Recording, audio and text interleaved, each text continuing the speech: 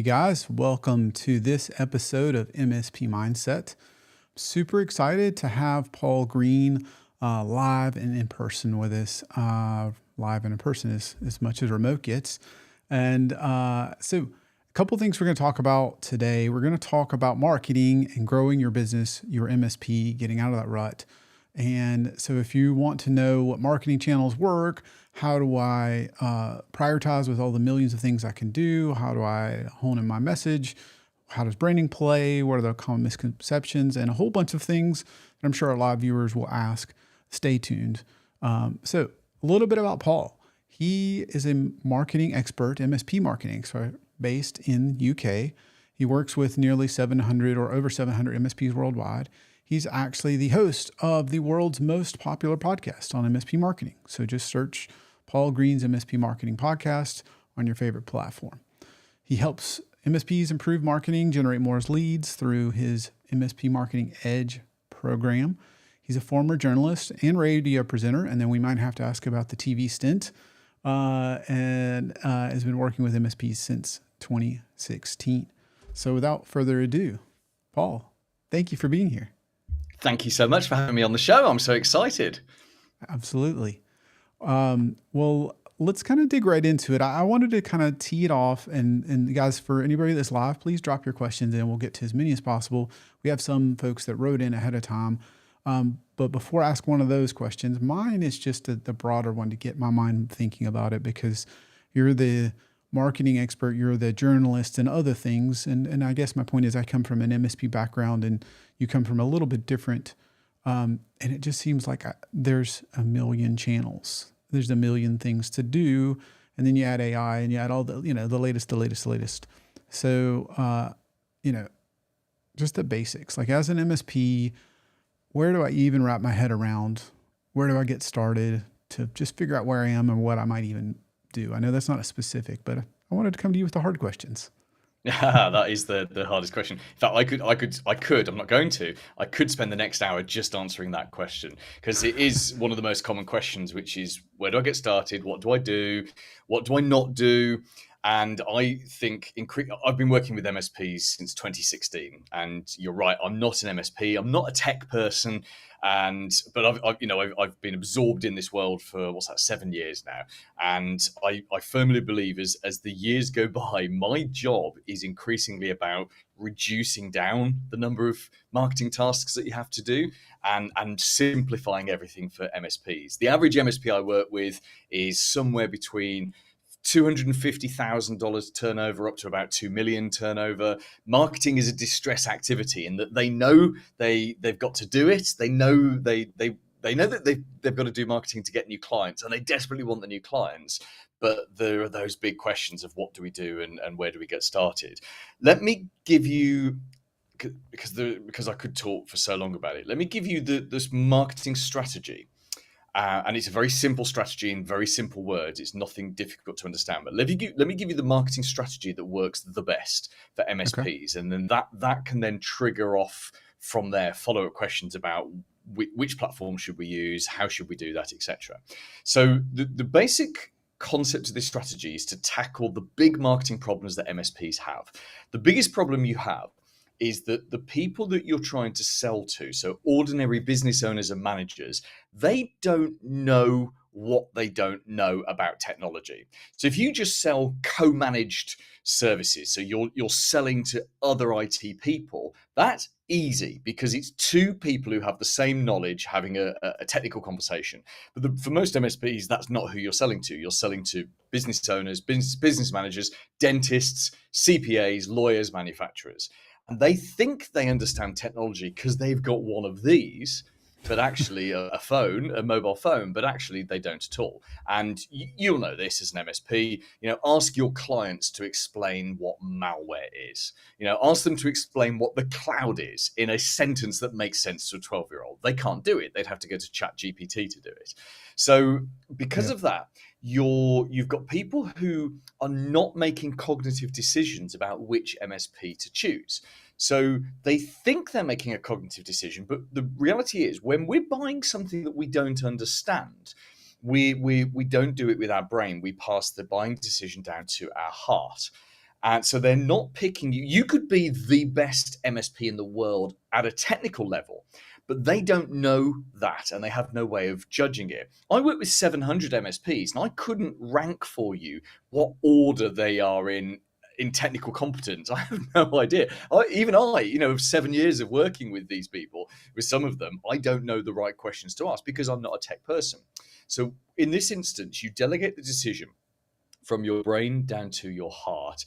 And Mm-hmm. people, prospects, leads, they make emotional decisions about which MSP to buy. Put that another way, they pick the MSP they like, right? Because that's a safety thing. So if you are doing some marketing that engages with someone emotionally, you're much more likely to win the business than if you are technically better than someone else. Now, I'm not downplaying the fact that you've got to be good at the technical work in order to keep the client and in order to deliver your service. But certainly Right. from winning clients, it's not about the awards, it's not about accreditations, it's not about qualifications, it's about emotional commitment. The other big problem to overcome is that people, because they don't know what they don't know, they are affected heavily I can't remember. I told you this would happen, Damien. I've just come back off a 2-week vacation, and it's like for the last 50 weeks before the vacations, I was doing a couple of webinars a week where I've got all the words and the flow in my head. I've had a complete 2-week break with no work. This is my first webinar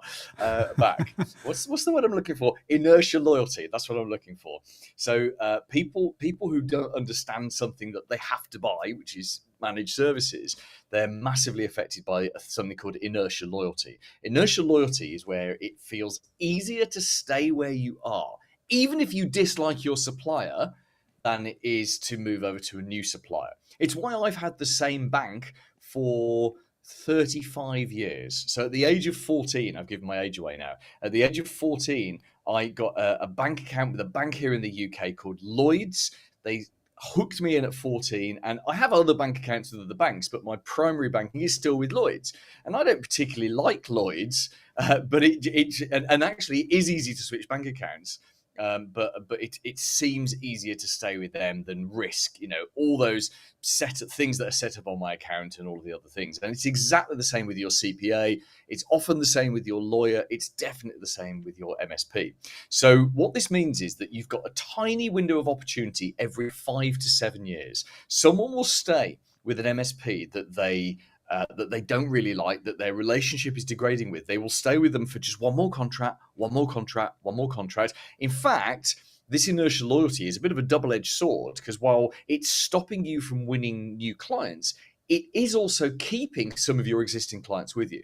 Lots of MSPs claim, oh, we've got this amazing retention. And yes, you've got that retention partly because you service your clients well, but also, those clients that you don't speak to very often, that don't create a huge amount of noise, those clients are actually being retained through inertia loyalty. They're intending to leave you at some point. It's just, it could be years ahead. Okay, all of that background is why we need a very simple 3-step marketing strategy. Let me tell you what it is, and I'll put some meat on the bones. So you've got 3 steps. The Let me first ask, step. can I ask you Sure. one quick question before we dive in? Yeah. Because I want to hear the 3 steps. That's important.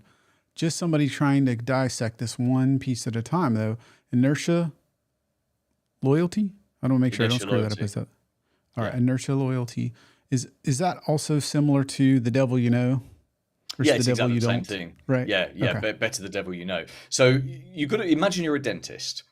What a terrible job that would be. Imagine you're a dentist and all day long you're getting covered in powdered bone, you're close up to people's halitosis, and then you sit there in the evening, it's 7 o'clock at night, you're sat in your dentist surgery, about to go home, and you look at your computers and you think, oh man, I can't believe we still had insert problem here again.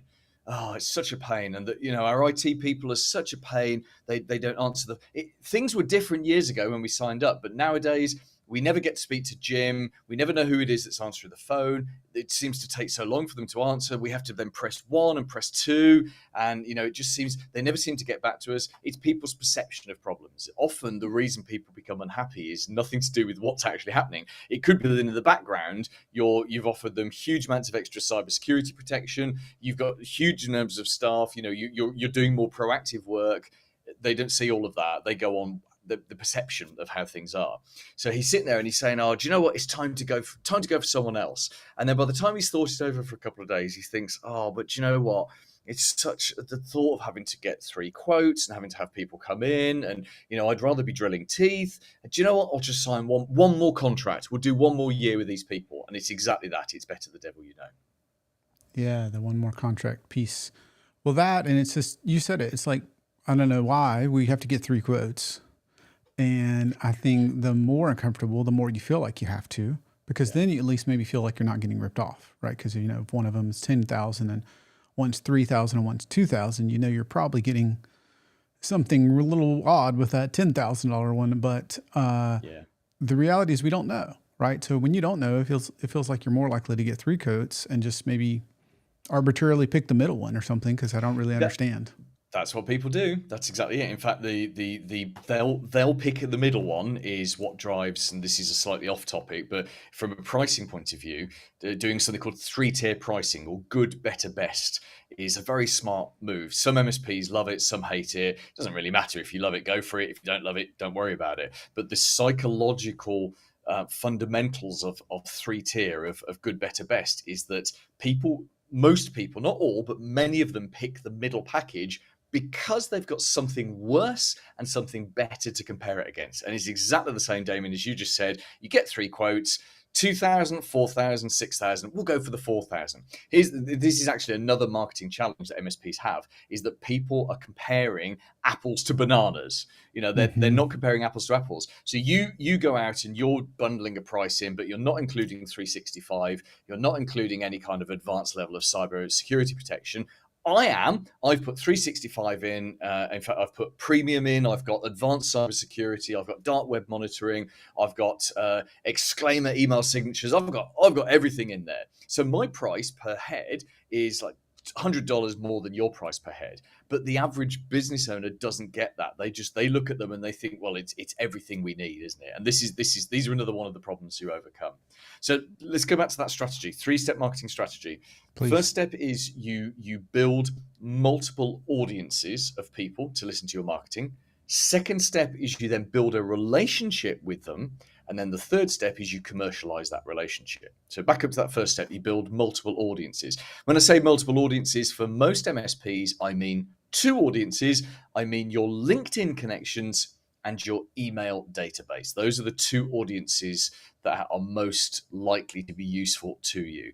And you build those audiences just simply through daily actions. We can talk later about those daily actions if you want to, but these are not difficult things to do. They're also things that you, as the MSP owner, does not have to do personally.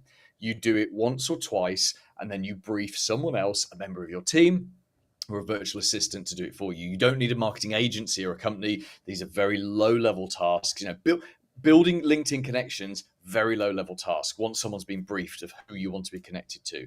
Building email addresses, and there's a way of getting email addresses from LinkedIn and putting them into your email database. Very low-level tasks. You do not need a $10,000 a month marketing agency to do that. So that's that first one. The second one is to build a relationship with people. Now, the reason we build a relationship is for all those problems that we were just talking about. If at the point someone's ready, let's take that dentist. Let's say Mark the dentist. At the point that Mark is genuinely ready, willing, and able to switch from his incumbent MSP over to someone new, that's the point at which he's most likely to go and have the first conversation with an MSP he feels he knows. So let's say he's connected to you on LinkedIn and has been for a couple of years, and he's on your email database. What if in that 2 years you've been connected, he's seen 4 or 5 of your posts on LinkedIn? Maybe you've had a brief chat on LinkedIn messaging, which is a great way to chat to people. Maybe even he's commented on something that you've written, or that he's liked it. What if he's then opened, let's say 1 in 5 or 1 in 6 of the emails that you've sent to you? Maybe some of them he's clicked through and he's gone onto your website. Maybe then off the back of that, you've sent him something in the mail, direct mail, so that you've shipped something to him. It could just be a simple sales letter, or it could be like a printed newsletter. What if even a member of your team or you yourself has picked up the phone and actually spoken to him? So let's just guess, finger in the air, that you have had 10 or 20 low-level interactions with Mark in the last 2 years. That is a relationship. It's a very low level relationship, but compared to the two other MSPs that he's going to talk to, who he found on Google, he's hoping that he likes you when he meets you, because in his mind, someone that he's already had a number of interactions with, even if it is just as simple as a few comments on LinkedIn or opening your emails, there's a certain level of relationship there. And it goes back again, Damien, to that better the devil you know. And he doesn't know you as well as the incumbent he's about to walk away from, but he knows you more than that other MSP that he just Googled. So that building a relationship is typically done through content marketing. It's done through putting content onto social media, one piece of content 7 days a week. It's done through sending out an email once a week, and it's done through sending out a printed newsletter once a month. So you've got something that you're doing social media once a day, email once a week, and printed newsletter once a month. And no, that's not too much. In fact, that's just the right amount of activity to get you in front of people. Because actually, social media content is disposable. It comes and goes very quickly. No one sits there in the evening saying, "Oh, what a great LinkedIn post I saw from XYZ person today. Oh, I'm going to remember that one in 30 years' time to tell my grandkids about it." It doesn't work like that. Emails, one email a week is perfect, because on average, they're opening 1 in 4 of your emails anyway. So if you send them 1 email a week, they're seeing and perceiving an email from you once a month. And then a printed newsletter once a month, again, is perfect. In fact, of those 3 things, the printed newsletter has the most value. It costs you the most. It's the most amount of hassle. But it has the highest amount perceived value, because getting a physical printed thing into their hands while they're sitting on the toilet, while they're sitting on the couch, onto their desk, something they can pin up on the wall or pass to their colleagues, that has tremendous amount of value. I have a service called the MSP Marketing Edge, which is the 700 MSPs I'm working with. We give our clients, our members, a printed newsletter every month. And I have so many stories of people who have won a client based off them. A phone call comes in or an email comes in. "Hi, I've got here a printed newsletter that you sent to me, like 200 years ago, and it's sat on my desk. It's gone yellow. The corners have folded up, but I wanted to have a talk with you. There was something in there that you wrote 2 years ago that I found of interest, and I'd like to talk to you about it, please." And that's what makes the power of that. So we've got build multiple audiences, build a relationship with them with content marketing. The final step then is commercialize that relationship. Now, you can sit and wait for the leads to come in or for the prospects to call you. The reality is you have to be a bit more proactive about that these days. So we recommend you find someone to make outbound phone calls on your behalf.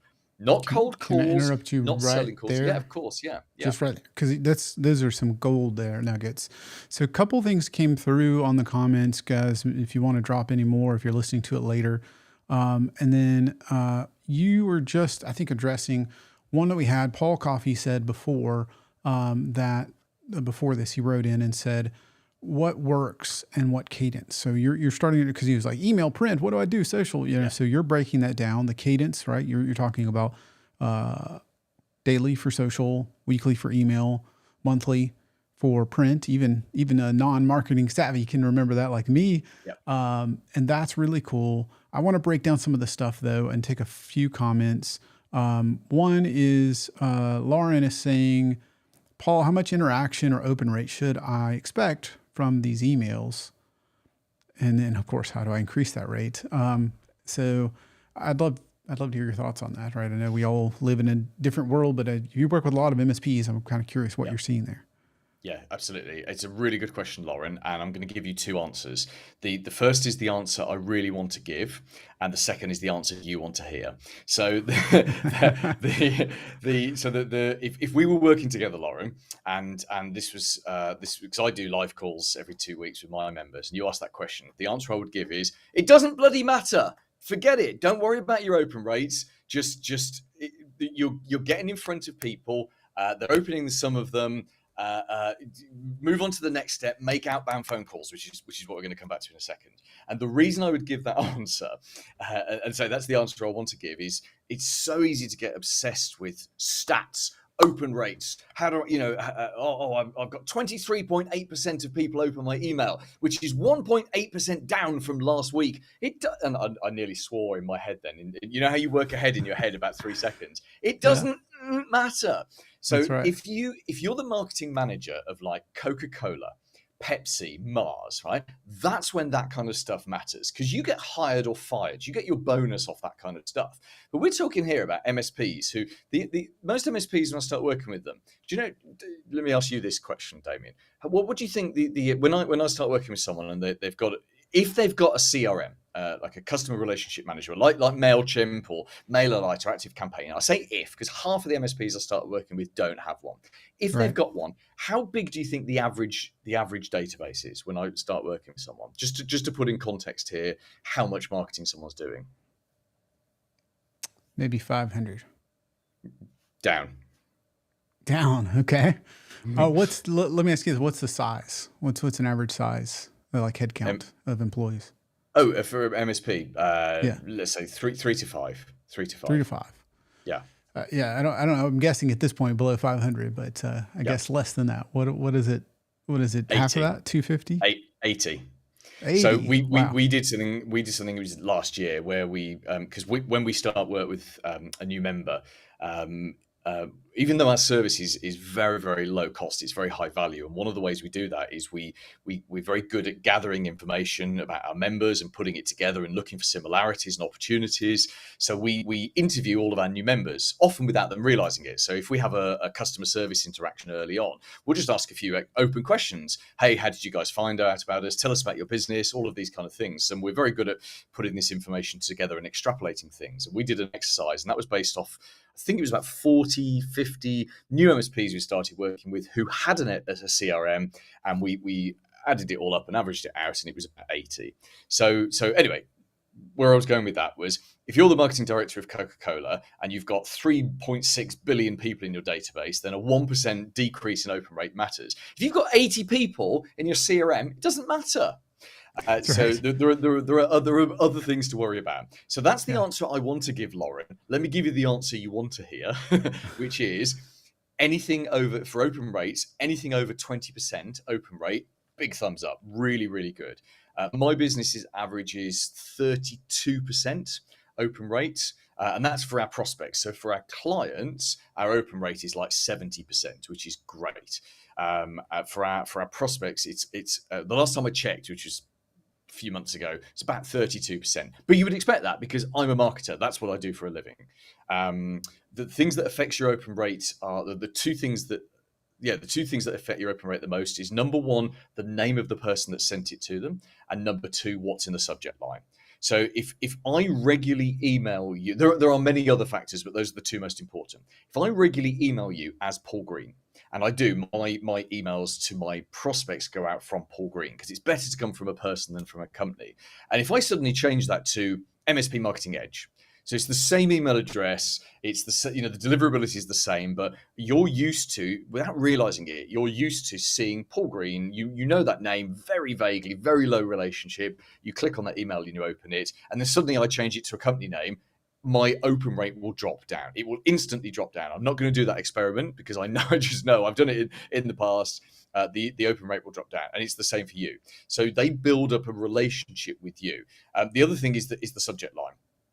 You can have these clickbaity subject lines which get really high open rates, but people get pissed off because you do a subject line like what's up, or this is terrible, or I can't believe this. That gets a really high open rate, and then they open it and you're talking about phishing or something like that. And people feel cheated, and actually that reduces your open rate longer term. It damages your relationship. There's a balance between what you put in the subject line. I actually have a There. real world one there. Confession. So as a tech person, I was an MSP. Now I work with MSPs, doing the same thing, working with MSPs, and we got our database. We got some emails in it. We're sending things out. We're trying this and that, and we weren't really trying to be clickbaity like you're saying. We were just trying to figure out optimizing, and we kind of realized it seemed like less words were better in the subject. So we just kept experimenting, but we're not marketing people. So The best open rate with the most, but the correlation, most damage was so because we're thinking, okay, man, what does an MSP say when they need their backup? They say the server's down. So we send, servers down, question mark. And then we were like, what do you do when you do that? We just want to have an open conversation. And so my intention was genuine, but it was absolutely the wrong thing to do. We got so much hate mail, unsubscribes, you know what I mean? And they're like, because they're, even though I had a question mark, like they forward it to their ticketing system. Like they're like, Bob, look into this, or the server's down, like it's just, so I just had to confess, like, if you don't get that right, even in my case, I wasn't trying to be clickbaity, and I was like, oh, that's what that is.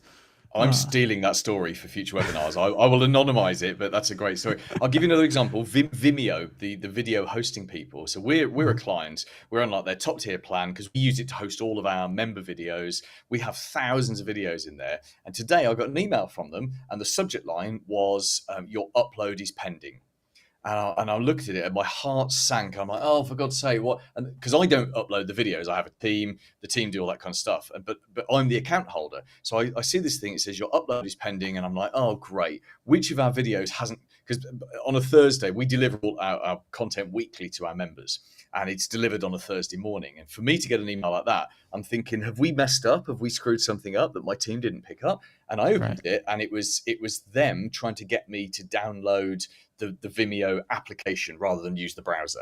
And I was so annoyed because exactly I'm not quite as bad as an MSP getting an email saying server up ? That is a particularly bad one, but it's I mean there we go. And this is the thing, isn't it? And Lauren, your question, the second part of your question was, how do I increase the rate?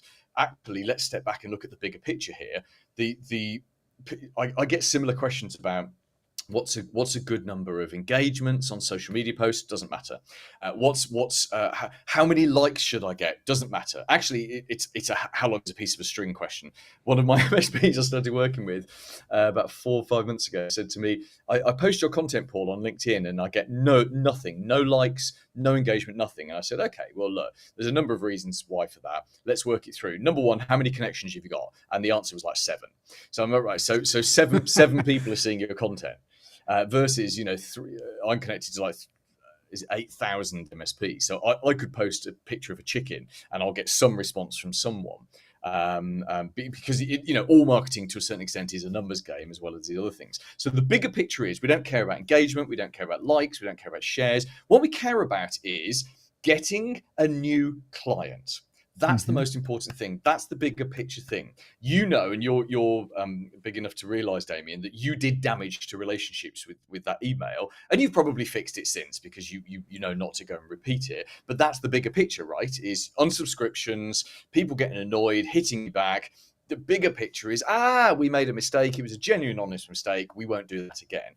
But actually, if we're chasing engagements and interactions and open rates, we're chasing the wrong metrics. The right metric should be, the average MSP doesn't want more than 1, maybe 2 new clients a month, right? Unless you're like a super MSP when you've got like tons of salespeople and tons of onboarding people, but that's not the average MSP that you and I deal with. The average MSP, even if it's like a 10 strong person, they go and onboard a new 30 user client. There's a certain burden, isn't there? There's an onboarding burden of that.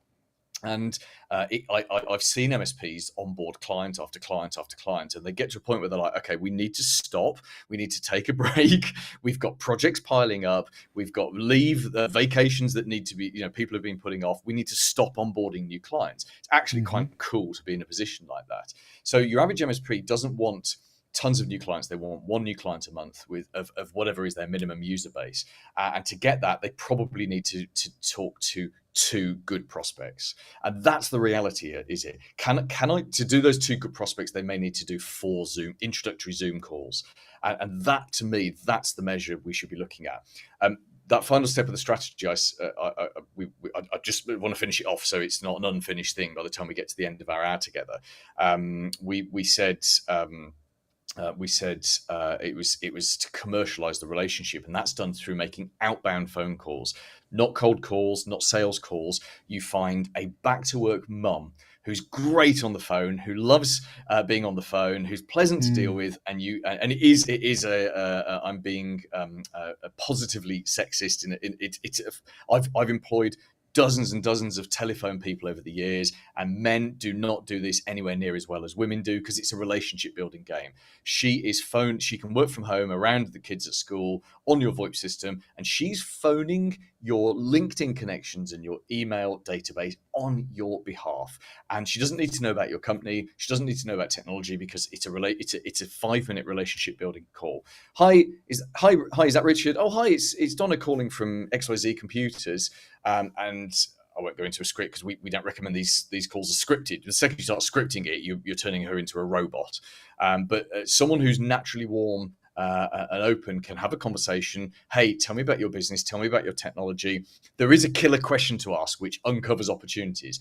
And please feel free to steal this question. On a scale of 1 to 10, where 1 is awful and 10 is world class, what score would you give your current IT provider or IT partner, whatever?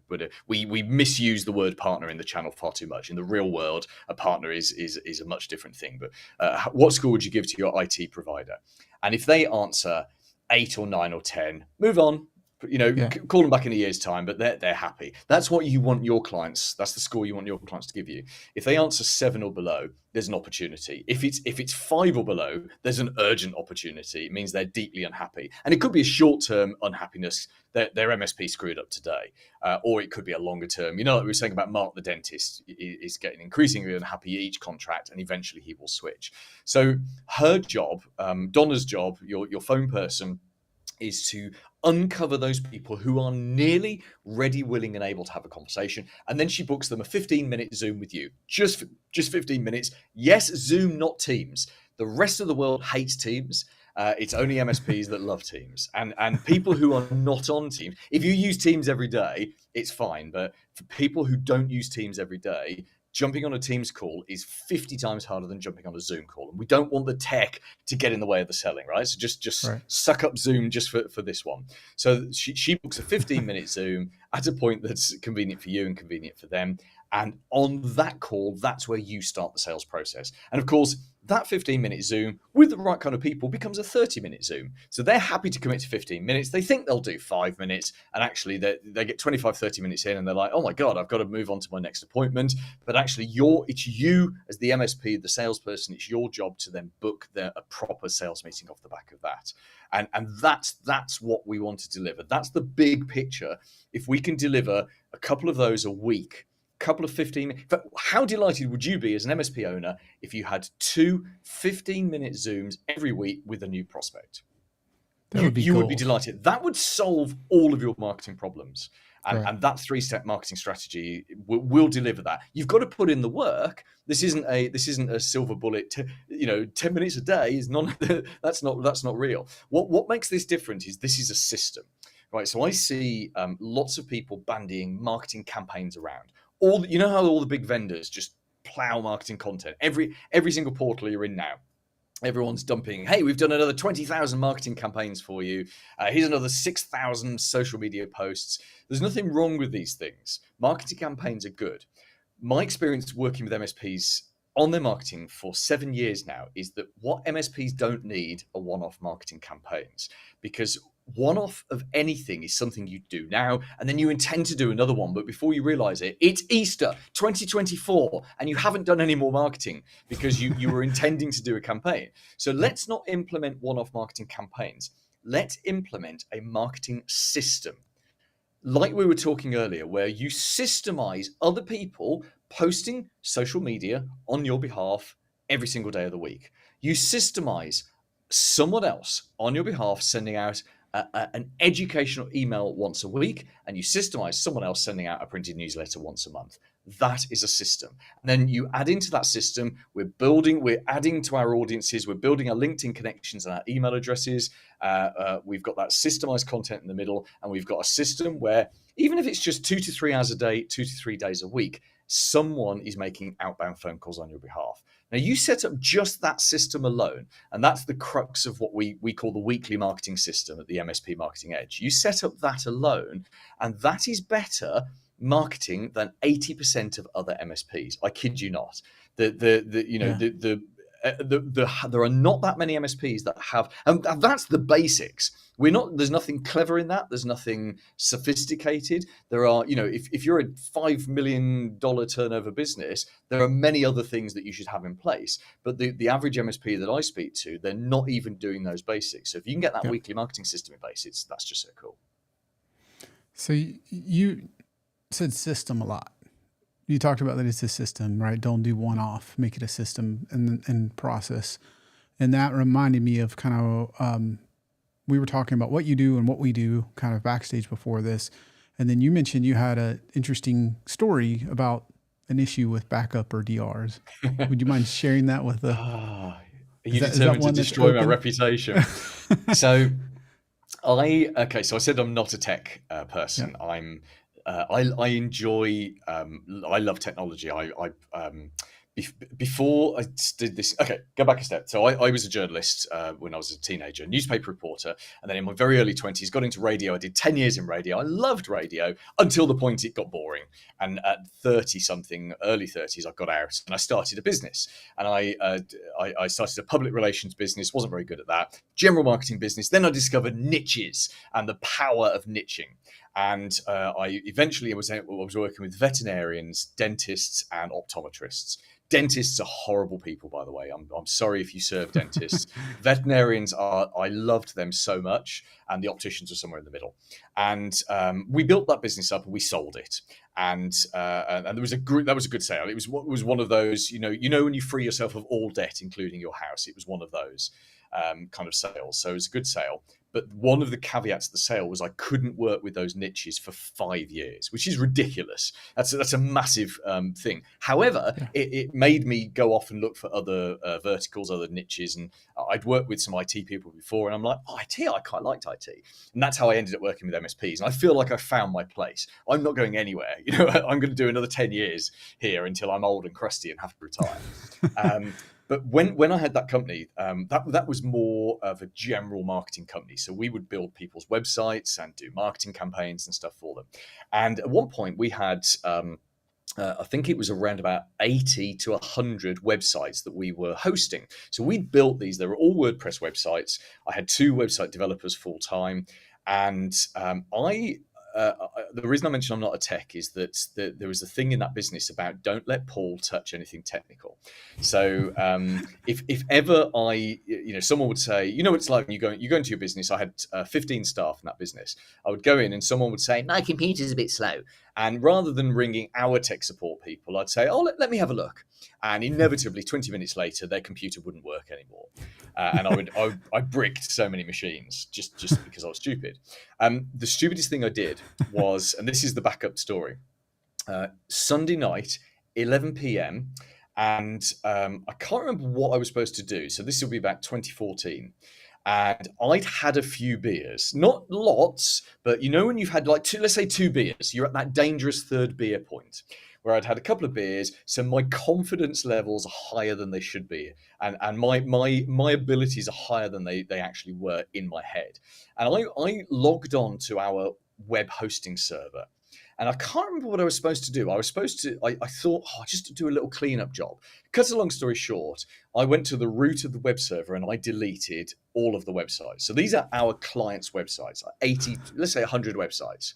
And then in my panic, I said, oh, I can't believe what I've done. I said to my wife, I said, I've deleted all these websites. And then to try and undelete them, I did something else. And what that did was, I completely wiped the server. So there was nothing there. And I panicked. I utterly panicked. And everything I did was just making it worse and worse and worse. So I texted my lead dev. He was in bed. He didn't reply. And I didn't sleep that night. At 4 a.m., I'm texting him again. I was the worst boss ever. But I didn't want our clients getting up on Monday morning to find that their websites were down. Anyway, cut a long story short, I deleted not only the web server, I deleted the backup, and I'd like overwritten them. It was as if I'd taken a flamethrower to the virtual web server. And he looked at it. He got in at 8 on Monday morning, and he looked at it, and within 10 minutes he'd gone pale, and he'd said, "I don't understand how you've done this, but you've deleted everything." Luckily for you, Paul, because I know you're an incompetent with technical things, every Friday afternoon I take my own local backup of the server. And so he did like an incremental backup, and he'd been doing this for years. Because he didn't trust me. So essentially, I by the way, this earned him like a £5,000 pay rise. Yeah, I Because would hope.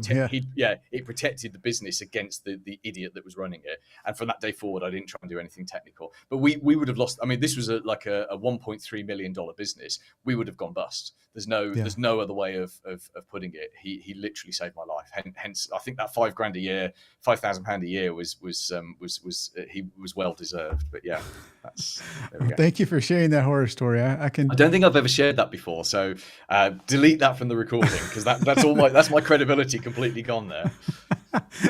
Well, hopefully credibility, maybe just as the tech guy. Maybe nobody will hire you to fix computers now. Don't. Yeah. Well, that kind of reminds me, guys. So my story related to that is I was an MSP, and I was using best of breed tools and checking backups and fixing them. And then one day my biggest client called and said, "It's all down. The servers are down. Come fix them." And I thought, well, this will be a long night, but I get all the little green dots in the emails that say success, so I'll be good. And I learned the hard way that I was unable to restore because I wasn't ever testing backups. That's not what they said. They said I had successfully taken backups of corrupted data. And as you can imagine, the client successfully fired me. So my story is, don't be me. Let that process get to you, and systems matter. So this is brought to you by Serosity. If you're interested in how I screwed it up, or the process that we've built that I give away that can help your MSP build a system and a process, kind of like we were just talking about a marketing process, I give away a free process that you can use with any tool, not ours, and enhance the maturity of your processes, but more importantly, not lose data, not end up where I was, where your client's staring you in the face. Then go to serosity.com/call if you'd like to find out more about what Serosity does, how we manage it for you and test it for you. Or if you just like to, what I call, steal my process, then jump in there. That was a very smooth segue. That was. You were into the advert there without anyone noticing. I'm going to applaud that. That was world class. That really was. Thank you. From the marketing guy. That's from the marketing expert with the world's most popular MSP marketing podcast. That means a lot. I feel like we're getting into something, and I'm like, things are clicking in my head going systems. I can, that's why I said that, because I can relate to systems.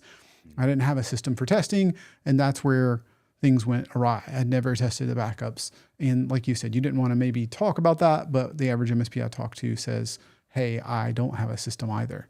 So I wanted to kind of do that. But before we get in, we have Cloud who says, is selling to an MSP the same? Paul said at the beginning, it's easier because it's tech to tech, but he suspects that emotion might still prevail. Well, it depends what you're selling, Claude. And I'm sorry, I don't think we've connected, so I'm not quite sure what you sell. But when this is the example I gave earlier, was if you're selling co-managed IT, it's an MSP person selling to an IT manager. So you both have a certain level of, you don't have to explain who Microsoft are, right? You don't have to explain what 365 is. You don't have to explain the word seats, tenants, all of that kind of stuff. So what that does is it brings the conversation up to a certain level, and you've got an educated person talking to an educated person. So Claude, let's say you sell websites. Let's say you're a website designer and you're selling websites to MSPs. You're an educated person about websites, but you're selling to MSPs who are uneducated about websites. And that's not meant to be offensive. MSPs are probably educated about the technical aspects, but maybe not the design aspects, the emotional marketing aspects, the psychological influence, all of that kind of stuff. So it depends what you're selling. And you have to ask yourself is, if I'm selling something that is complicated and I have to explain it and educate the prospect about it, then then the more I have to explain it, the more emotion is going to influence the sale. There's a Well book on said. this, by the way, I will recommend if you've never read it. It's one of my top 5 marketing books, called They Ask You Answer by Marcus Sheridan, which is exactly about this subject. And in fact, I had Marcus was my special guest on the 3rd of January this year, excuse me, on my podcast. You can listen to that at Paul Green's mspmarketing.com/podcast. I think it's podcast dash intro, and he's the number 1 podcast up on there. And we spent an hour talking about how MSPs can use educational content marketing to educate their prospects. And Marcus has worked with MSPs for years, and he could have written that book about MSPs. It's not. He wrote it about a swimming pool company and a marketing company, but it's one of those that you could strip out the word swimming pool and put in MSP. It's so applicable. It's a great book. Yeah, so we're going to link or feature Paul Green's MSPmarketing.com there. And then, so if you're listening, and then if you're watching, it looks like we've got the link also to the book as well. So we'll drop those in comments on whatever platforms you guys are on. While you're talking about that reminded me, Paul. So you were talking about the marketing systems. You said post something every day on social. Do an email once a week. Do a written sales letter, written something monthly. I'm sure one of those answers is probably has to do with hiring your company. That's one, because I'm sitting there going, what am I going to write about 7 days a week? Or, so how do I even approach that? If I'm, the typical MSP, which I was, the tech guy going, man, this seems like a lot. Now I've got a cadence that answers some of my question, but now how do I post weekly? How do I turn, what format and length am I going to do on the email? And then I'm guessing it's a different length in slightly different format in the written publication. Oh, completely. And actually the content you pick has to be what we call edutainment content. So a mixture of educational and entertainment. And it can't be tech stuff. It has to be appealing to business owners and managers. Yes, you could hire the MSP Marketing Edge. We have a service. We don't actually do bespoke work. What we do is we make a ton of marketing materials and we give it to all of our members, but we only work with one MSP per area. And that's how we avoid any kind of clash. So we've got 700 different MSPs in different areas. Here's my blatant plug. Here's my smooth segue. If you go to mspmarketingedge.com, you can put your zip code or your postal code in there, whichever country you're in, and it will show you if your area is still available. That's one way of doing it. If you wanted to create your own content, because I always say that actually the kind of content we supply, social media, newsletters, emails, press releases, guides, all of that stuff is what's called canned content. Canned content is better than no content, but it's never going to be as good as content you produce yourself. And you're right. It's one of Damien, it's one of the most common questions is where do I get that content? It's a lot easier today than it was 2 years ago because you've got ChatGPT, you've got other tools. I think the best content comes from looking at what your existing clients are already talking about. So I always recommend to MSPs that you do something called strategic reviews, or you may have heard these called quarterly business reviews. It's the same thing. It's where you sit down with your clients and you talk about the future. You talk about their hopes, their dreams, their needs, their wants, their fears, and you this is where you truly cement yourself as a partner. I said earlier that the word partner is bandied around in the channel.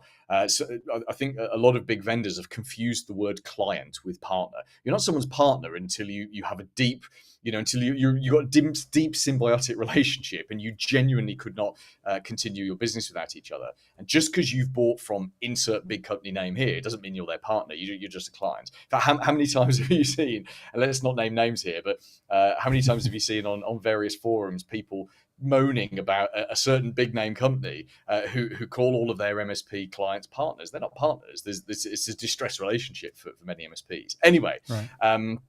Where was I going with this? Oh yeah, so you look what are your clients asking about, and keep a notepad.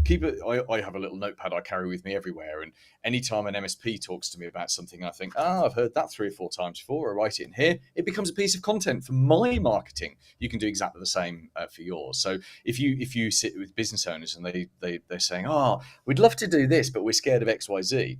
bingo, there's a piece of content. And you're right, for social, for LinkedIn, you look, don't make me give word counts, because it will be the same answer as I was giving earlier. It doesn't matter. You write what feels right. But on Twitter, or X, as we're calling it now, it's Now we obviously get there's a whatever it's called today. There's a finite character count. But on normal social media platforms, Facebook and LinkedIn, you just write what needs to be written, right?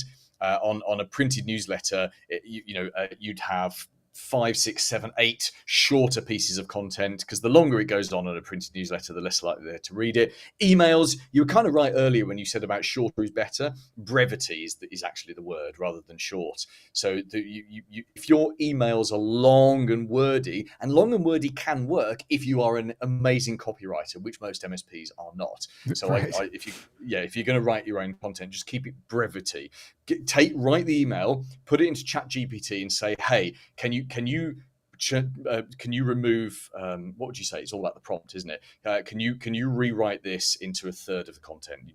You'd come up with a better way of writing that. But that's where you can use these AI tools, or even to go into it and say, please, can you write me an email explaining phishing? I mean, phishing is an awful subject to send out an email about by its very nature. So let's go malware. Can you write me an email explaining malware that will be of interest to a 30-year-old business owner living in San Francisco who doesn't understand technology?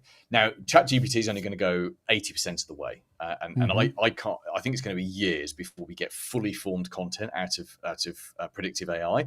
But 80% is good enough. And you, as the human, can take that and edit it and make it right, and put it into your own voice and all of that kind of stuff.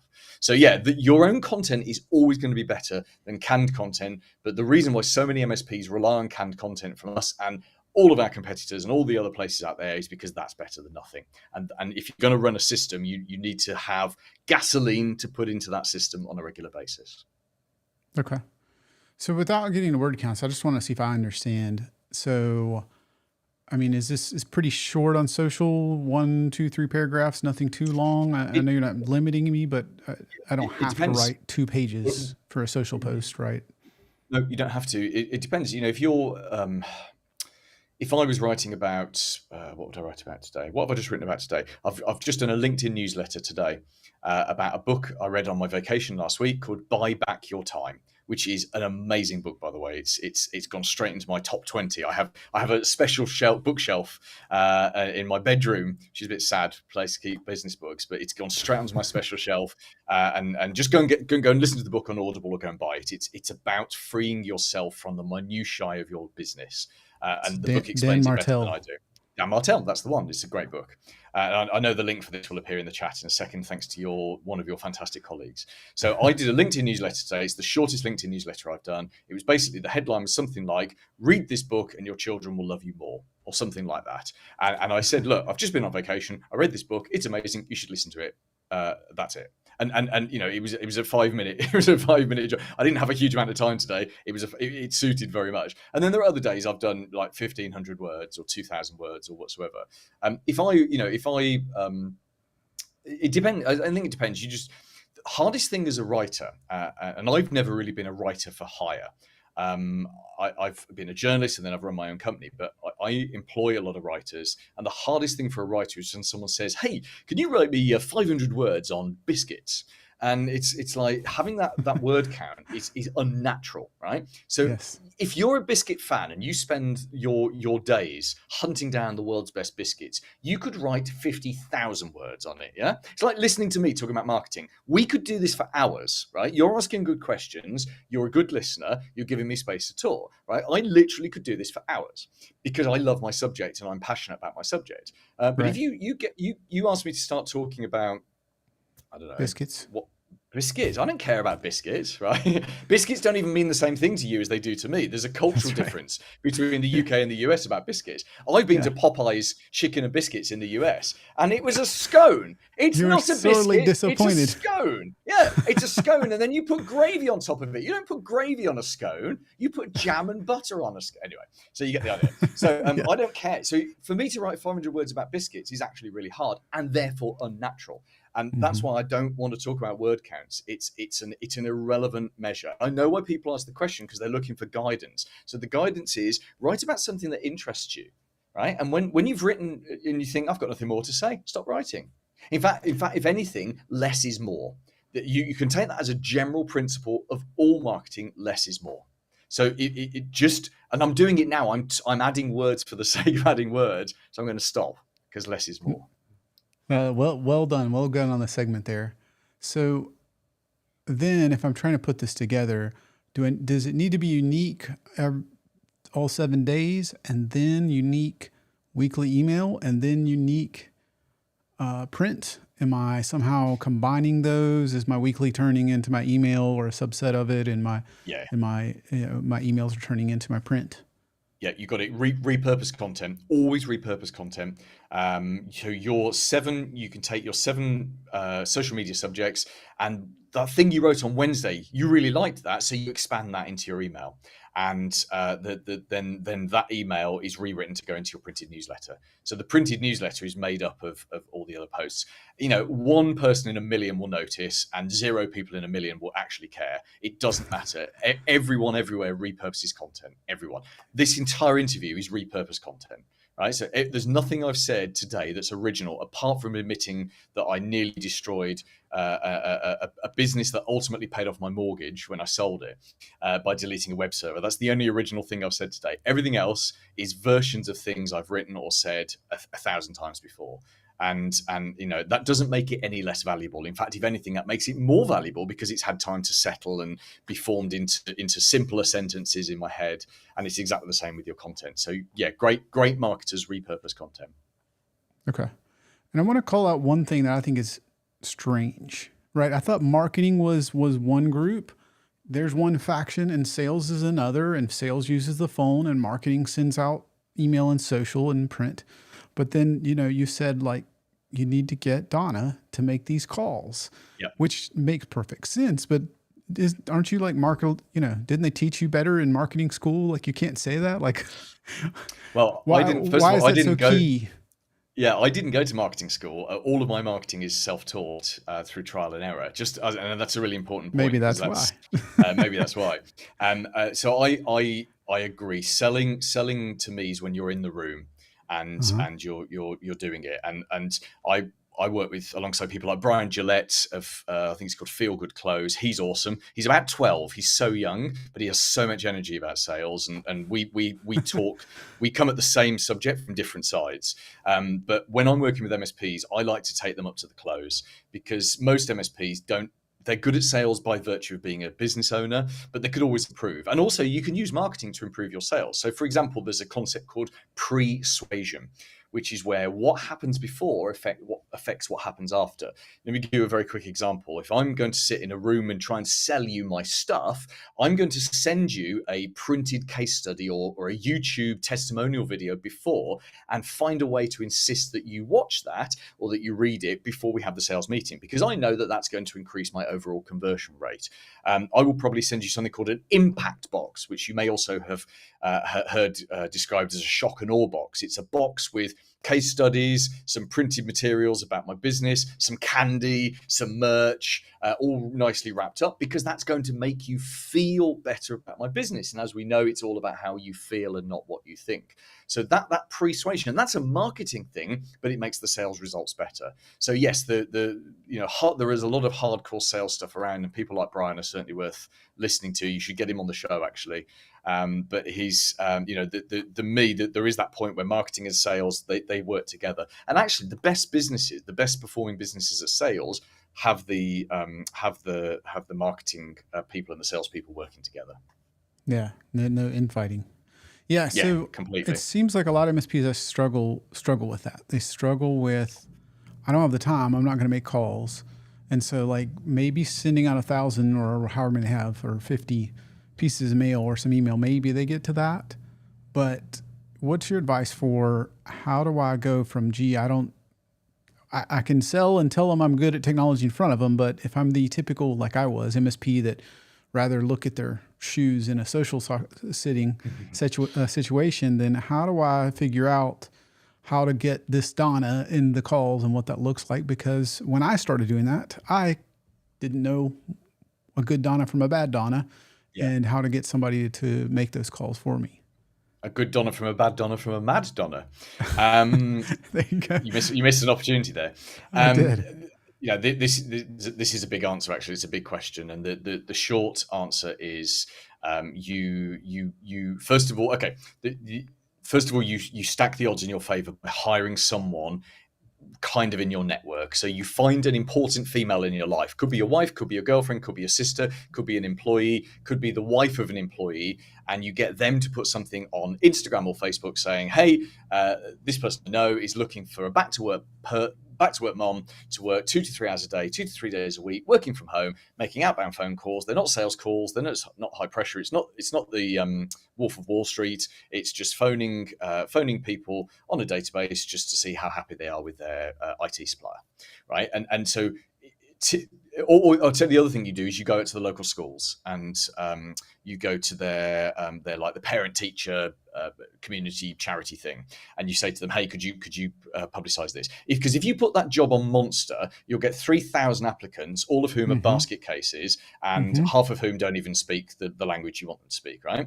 Or aren't even in the country. So it's just those job boards are awful for some jobs.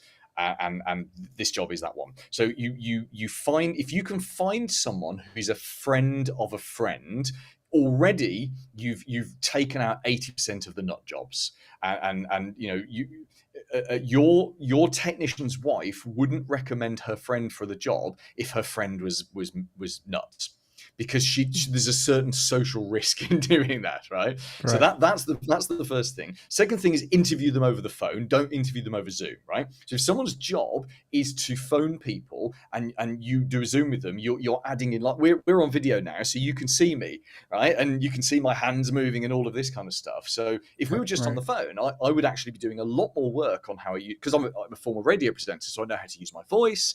I know how to be closer to the microphone, slow things up, slow things down, and influence you using my voice. It's very hard to influence people just using your voice. Some people do it naturally. That's the person you want to hire. So interview over the phone. And then the third thing is you just monitor them, right? So they use your VoIP system. They're logged into that from home. You record all the calls, and once a week, you just listen to some of the calls, right? You'll know within a few days if you've got someone here. Remember, they're not really representing the company; they're representing you. That's why they don't need to know much about the company. They don't need to know much about technology. They just need to be warm and friendly and able to ask someone about their favorite subject in the world. What's everyone's favorite subject in the world? Themselves and their business. So if Donna can do 5 minutes of asking someone open questions about their business, that's all she needs to do. So you just need to monitor those calls, and you'll soon spot if they're going the right way or not. You typically do need to kiss a few frogs before you find your good Donna and not your mad Donna. Good versus mad. I love that. Yeah, as somebody that's gone through a lot of them, I can tell you there's the bad way to do it or the wrong way to do it. It seems like I've gone through. And I got a little nugget there, a little takeaway for me, which was, even though I've gone through so many of the Mad Donnas, which was that, what made sense was listen to them on the phone. That helped. But also that you don't need them to, I think as a tech, I used to try to say, well, let me go for the more tech savvy. And let me try to explain this. And let me try to tell them. And let me try to tell them all. And it's just like, no, would you? And the other nuance is, you can tell them about the business, but at the end of the day, if they're going to talk with me, the question is, do they want to have a conversation with me? Like me, Damien, or me, or you, Paul, and not just a nameless company. So that was a nice nugget there, a nice takeaway. Paul, this has been amazing. I feel like I could go for hours and hours, but you are in UK and it is Let's do another late 3 into hours. the evening. Let's do a few hours. We could close out the day in UK time. Thank you for this. This has really, really been fun. Anybody leave any comments you'd like for Paul? Paul, if they should get connected to you, ask questions, whatever that is, how it would be best for you. Looks like we're going to drop in your LinkedIn if that's good. What else would you recommend? Yeah, just go to my website. So Paul Greens with an S, Paul Greens, mspmarketing.com, or connect to me on LinkedIn. The website has tons of free stuff for you. There's a free magazine that we'll send to you. There's literally 350, 400 articles on there. And you can contact me all the different channels. So I do reply. I've got a team that sort of manages all my communications, but I personally reply. If we connect on LinkedIn and you message me, it'll be me that replies to you. So I'm not inaccessible. I have a Facebook group as well. If you go into Facebook and search for MSP Marketing, but go to groups, not our page, because no one uses our Facebook page, but go to groups. And we've got about 2,000 MSPs in there. It's a vendor-free zone, so I'm afraid you're not welcome, Damien. But MSPs are, because we can talk openly about marketing and vendors and stuff there. Awesome. Well, we've posted, if you guys have the video version, the LinkedIn and Paul Green's marketing.com. I was really tripping over MSPmarketing.com. MSPmarketing.com. Sorry. Yeah. And then lastly, Lauren says, hope to see you back. We need an episode 2, Paul. So I couldn't agree more. This has really been cool. Thank you guys for your time. For your listening, for your comments. And Paul, maybe we'll put together an episode 2. Yeah, I'd love to. Thanks for having me on the show. Thanks, Paul. So guys, this has been another episode of MSP Mindset. If you want to find out more, join, follow, like, subscribe, wherever you are, email, YouTube, LinkedIn, Facebook, Twitter, X, whatever it's called today, at MSP Mindset. We are live every Thursday at 2 p.m. Eastern. So every other Thursday, I should say. So every other Thursday, 2 weeks from now, we are live with amazing guests like Paul. If you like to have Paul on, if you'd like more questions, if you'd like us to connect you, reach out. We'd be happy to do so. Thank you guys. Have a wonderful day.